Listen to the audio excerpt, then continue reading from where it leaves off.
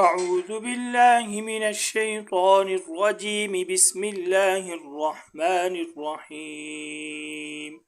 ومن حيث خرجت فول وجهك شطر المسجد الحرام وإنه للحق من ربك وما الله بغافل عما تعملون.